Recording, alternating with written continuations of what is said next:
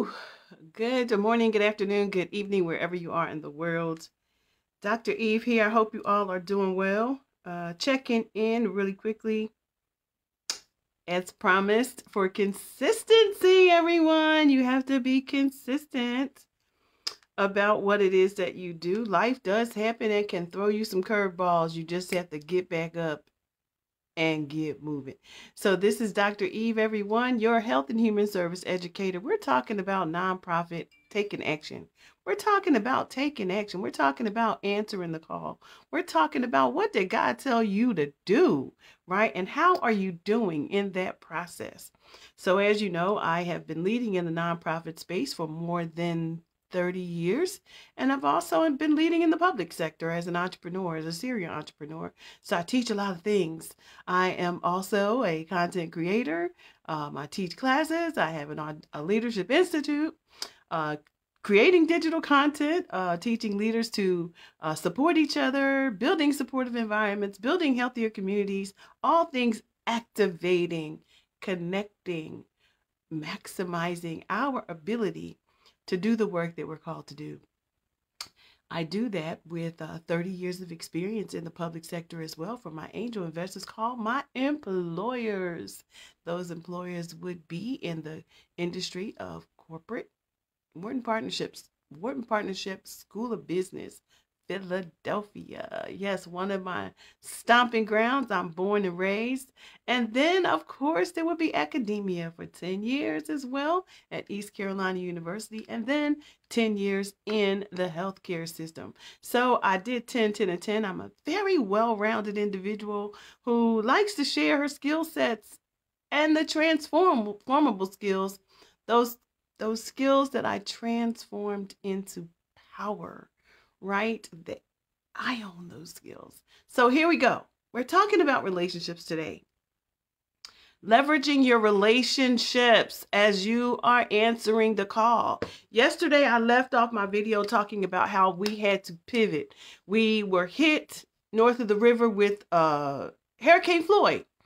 Woo, you want to talk about devastation. You want to talk about communities being wiped out, homes, families, neighborhoods gone, right? It was really, really, really bad. And in that moment of growth, in that moment of trying to maintain continuity in the calling on my life to create opportunities for young people and their families, youth and family. That's what I was working with. Those are the target. That was my target, youth and family relations. And so we're building power, and then the flood hits, right?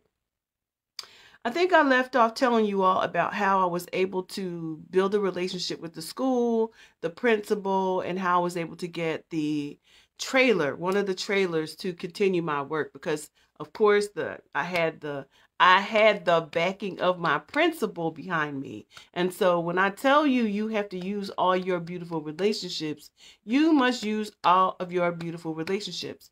Now, I had the principal's support. I mean, he was writing letters of recommendations for me because I was one of his teachers, substitute teacher, because of why I needed the flexibility to work when I felt like it, when I needed to, because I had a baby. So that was one of the things that I built with was my principal. They allowed me to get the trailer for the summer, and then they allowed me to. I went on the radio and I said, hey guys, I need equipment for my program. I don't have any money, and this is what I'm doing for this side of the river. Why is it important? Because there is a need. And so there always has to be a need. And people knew that there was a definite need north of the river.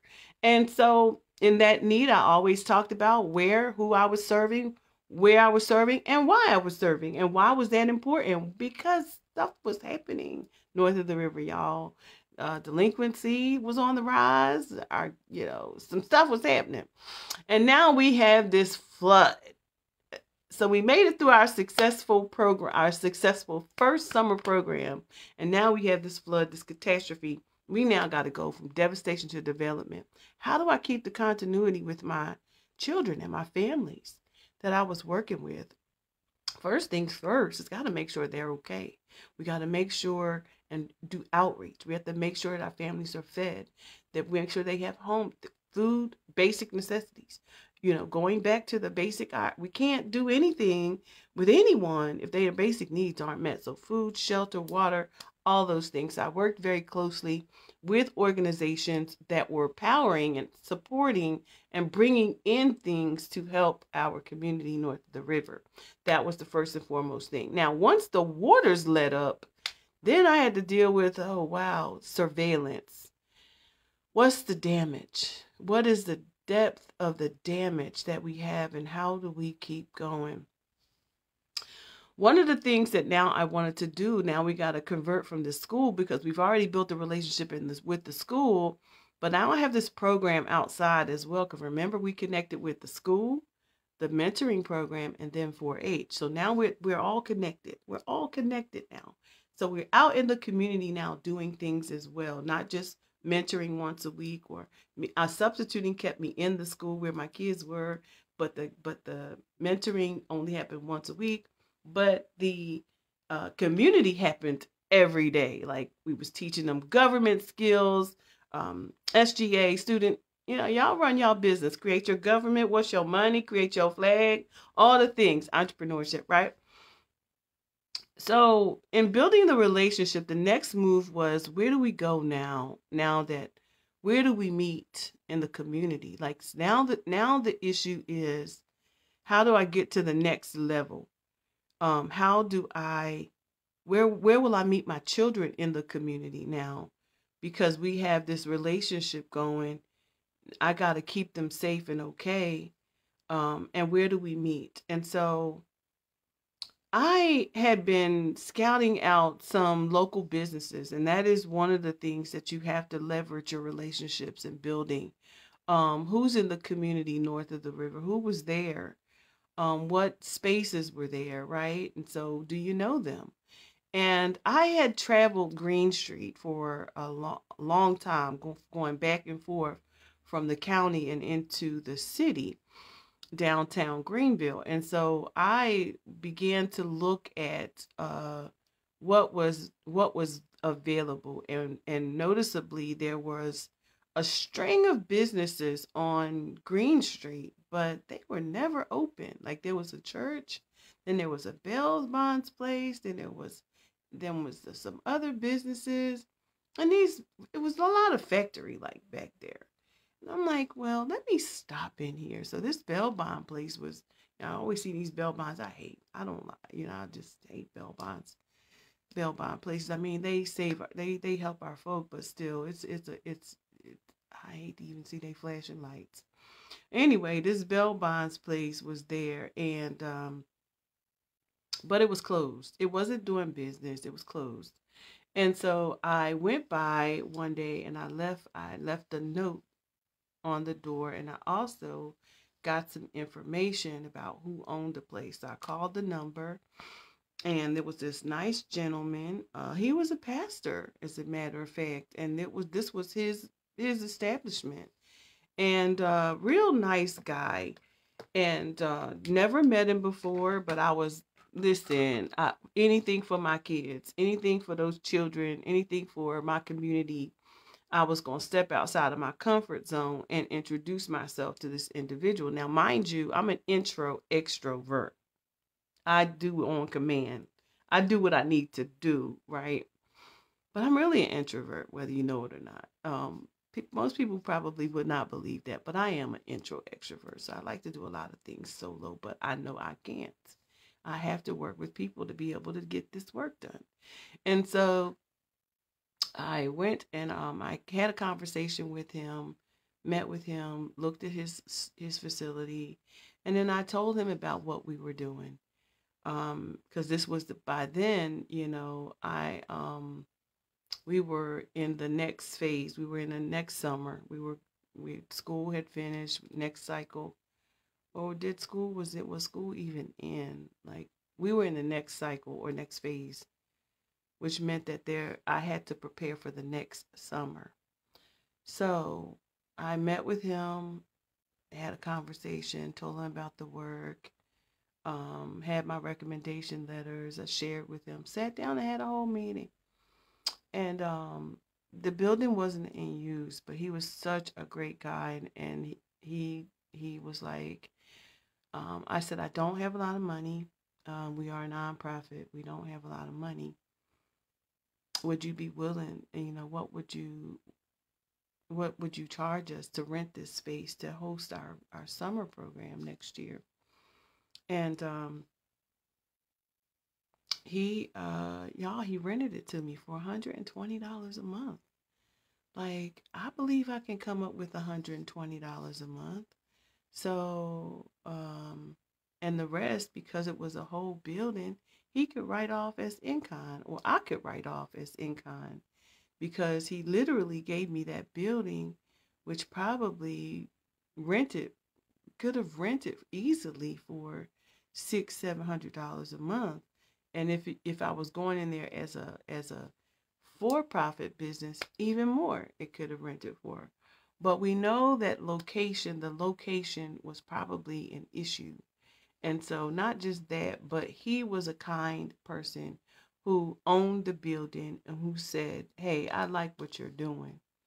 People won't know what you're doing until you sit down and have a conversation with them and let them know, here's what I'm doing, here's why I'm doing it, and here's what we're hoping to achieve.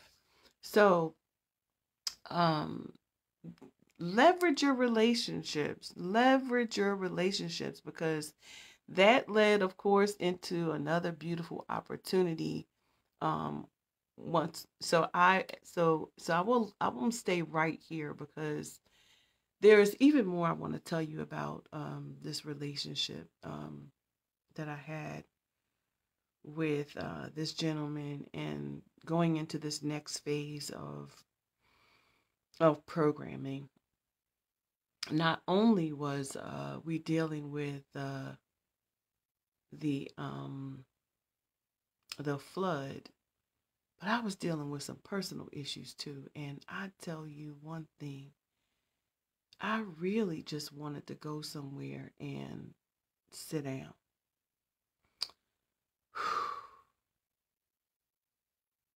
When I think back over that time, the call on my life, and the heaviness, the heaviness that I felt during that time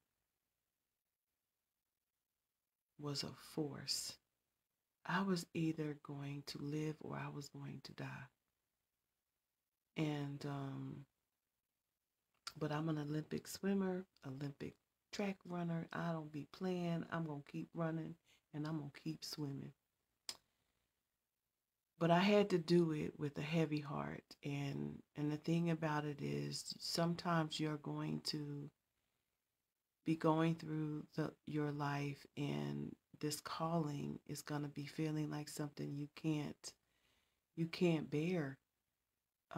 But just know that God is with you no matter what, and he's looking to see whether he can trust you or not. Now, what I was going through was no fault of my own. No fault of my own. And but it was heavy. And I had to go in here, and now that I've launched this program, this summer program, I got this building. At the launch this summer program, I have to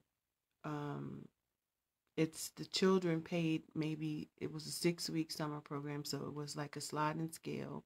And of course I charged just a little bit, just I think it was 6 weeks, so it was, a few dollars, just a few dollars, because the parents needed someplace for their children to go. And it wasn't in the school. Now, let me tell you something though, y'all. Let me tell you something. Leverage those relationships. I was able, even though I had to go and open this program up. I'm here now. I'm here now. You're here now. You got to go through with what you started. You answer the call. You got to go through with what you started. But it feels heavy. You got to go. Regardless, God will help you. I had to walk into that building with a heavy heart to receive other people's children. And I had to do it without them seeing or feeling what I was feeling. And I did it. And at lunchtime, when they took a nap, that's when I cried. That's when I would cry. That's when I would allow myself to feel what I was feeling, because I had to do it. I had to go through it. And there are going to be those times, where you don't know how you can get through it. You don't know how you can even keep going. Sometimes life just gets you down. And it was that kind of season for me. And it was getting me down. But I pressed through. And, you always hear people asking, God enlarge my territory. God enlarge my territory. But he is only going to give you as much as you can handle. Now, what if I had canceled the program? Like, I could have canceled it and just said I can't go through with this. But how fair would that have been to my parents, to my children who needed this service? How fair would it have been to those I committed to the call? How fair would it have been? I was being tested. I was being tested on my ability to push through turbulence, through the turbulence. And that's what it was. It was turbulence.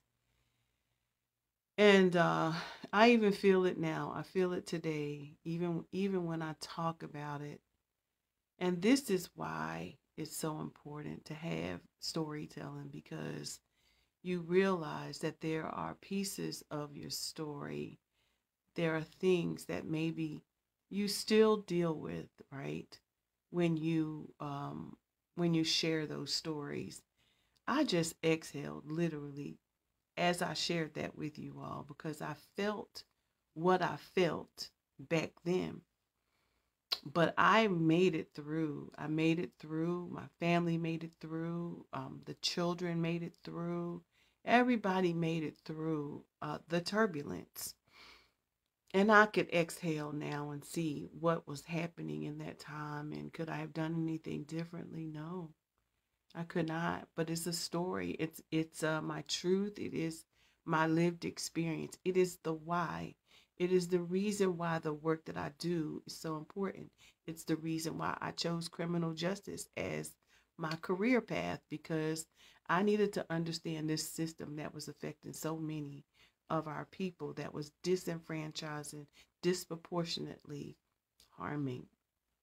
And so when you share these stories, like my conversation is only about elevating the relationships that you have to plow through, even in times of desperation. Again, you'll have to go back and watch the video if you're here. Thank you for being here. I love sharing my stories and how God did it. And I couldn't have done it without him. So leveraging the relationships of meeting new people, making the ask when you need to make the ask, because if you're a nonprofit, you're building, you don't have money unless you're going to pour your money into it. But you have to begin to leverage the relationships that will fuel and empower you to continue so that you can get the money, right? Because if you don't know what you're doing, you don't know that you know, then you still got to keep going and growing while you're learning. And that's what I had to do, go and grow while I was learning. And in the meantime, I was going to ask my community for whatever I needed. So I went on the race. So I got this building. The gentleman, like I said, owned the building, and he wasn't using it anymore. And so he was kind, loved the work I was doing, allowed me to have the building. Now we're ready to go. I got a new place. I advertised the 6-week summer program. Now we have our own space. We don't have the trailer anymore at the school. Now that kind of can have been to my disadvantage, because I still got to feed my kids. Now I'm going to feed the children. So, but I was still able to partner with partner and get the food dropped off to me every day because there were people who were part of the summer feed program. Now I'm gonna tell you about that later on, um, as I um, as I show you the continued growth of this calling and this project on my life. So I was able to, now I had the equipment that I had at the gym, so I was able to still use the equipment. The beauty of it now is I was able to also utilize techniques of teaching the children various skills of entrepreneurship, teaching them how to use their hands and make things. Remember, remember I said I was a 4-H volunteer leader as well. That's where I was able to tap into curriculum that was already there. I wasn't reinventing no wheels. What is already here that we can use to maximize and help our children? Because as nonprofit leaders, you have to um, maximize your what you have in your community. And so to God be the glory. I had all of that. We did our 6-week program. I went through it. God was looking at me, y'all. He was looking at me to see if I was going to give up because I was going through some turbulence, but I didn't give up. Like I said, I took care of those children. I went in that program every single day, even with the heaviness that I had on my heart. I went in that building every single day and I took care of other people's children. And while I was taking care of those children, I would also give them downtime to take a nap. Not just a nap, but just quiet time, right? Because when you're dealing with children, you need to give them quiet time. I needed the quiet time just to process what I was feeling. Because again, like I told you, I walked in there every day. If they could see it or feel it in my heart, was really heavy, but I couldn't let them see it or feel it. If my territory was going to be enlarged, I had to make it through this test. And I just asked God, I said, God, give me what I need. Give me what I need. And I remember looking the person in the face that was giving me the grief at the time. I said, I don't know. I need you and the devil to excuse me while I go do what God has called me to do. Y'all gonna have some days. You're gonna have some days where you are confronted with things that will make you want to give it all up. But you have to dismiss the enemy because that's a distraction. When we talk about the distractions that we are faced with, those distractions come to steal and conquer. They come to steal and destroy the vision that God has you on. And he certainly had me on one of those. But I completed that mission that day, that week, those 6 weeks, and we had what we needed. We had the food, we had the program. I had everything I needed. But there would be more steps that I would need to take. And I'll come back tomorrow and share some more about what was the next step on the journey. But in the meantime, while I'm here, I want to open up the airwaves for any questions that you might have as a leader, as you're plowing through and answering the call on your life. Like, I've been in this a long time. I've got a lot of answers. And so if you need answers, if you have questions along the journey, now is the time to ask. I didn't have anybody to ask, y'all. I had to read it all, learn it all, do it all. And it was hard. But we now have the internet. We now have people who have been, this is their experience. This is their lived experience. They made it through. God enlarged the territory. He did a lot of things. And I came back. I'm coming back to share these stories with you. I'm coming back as a lived expert in going from the bottom up to show you how I did it. So if you're here and you are on the call, you're answering the call, and you got questions and you need community, number one, get in community with people. I taught a class last night on the Facebook instructor program that called me to teach a class, and I'm teaching on tackling nonprofit fundraising. Why? Because that was an issue for me, y'all. That was an issue. And because of my story, because of my lived experience, I knew what I needed to do in this new phase in my life. And that was to go from 80-20 to 60-40. And that means not be dependent completely on funding from government and from donors. And because we're going to go through times when people purse strings are tight, or their vision and their mission shift, or the funders' missions shift because of current current events. And so I taught that class last night, and it just took me way back to when. It took me back to days like today. It took me back to those times when why what I teach today is so important. And so I'm teaching another one if you want to join to get a head start. August 16th is the next one. I taught it the last couple of nights. I was going to shift it and teach it again tonight so I could be done with the Facebook instructor program. But teaching is what I do. So for all of you who don't know me, my name is Dr. Eve. If you're on this live, I am a health and human service educator. I got here by way of my experience. Y'all, I got here by way of all my life's experiences. I ain't gonna lie to you.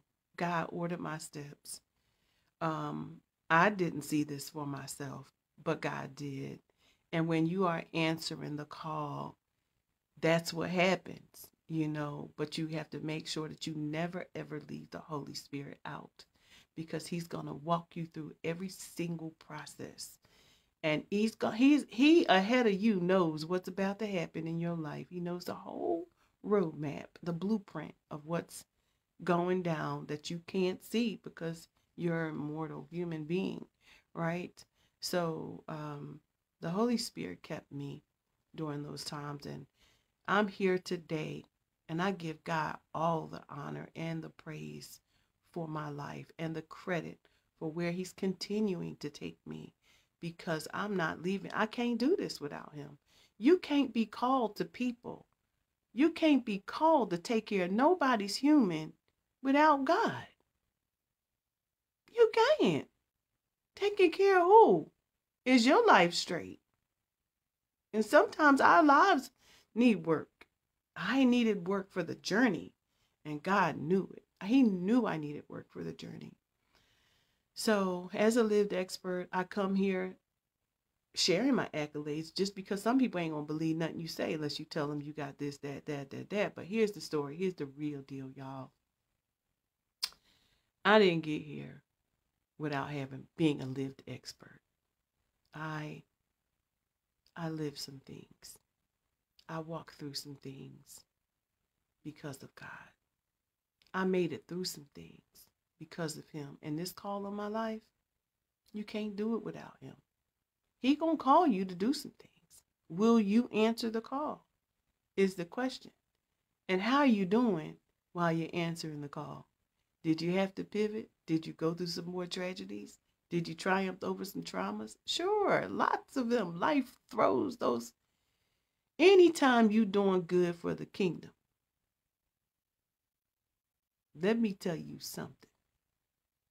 He coming to sift you like wheat. He coming for you. But will you pass the test? Will you pass the test so that God can expand your territory? He only gonna give you what you're able to handle. So if you asking him to expand your territory, leverage your relationship with him first, and then with your people on the ground, because this calling is never easy, right? And he's going to use your stories to guide and direct your path. Do you have any questions today? I'm here. I'm going to look into this Q&A time. I got just a few minutes, and I'm going to check out over here to see if there are any questions, because I can't tell from this space. So I'm going to check to see who's here and see if you have any questions. So drop your questions, everybody. If you got questions, don't be afraid. I always be having questions like, how, God? Or how you do that, sis? Or I'm coming. Why? Because we can't be out here acting like we know everything, you know? That's why they make books and people and lived experts. That's why they made you, because you got something beautiful to share with the world, right? You have an experience. And I'm coming to see. Let's see. Turn the sound down.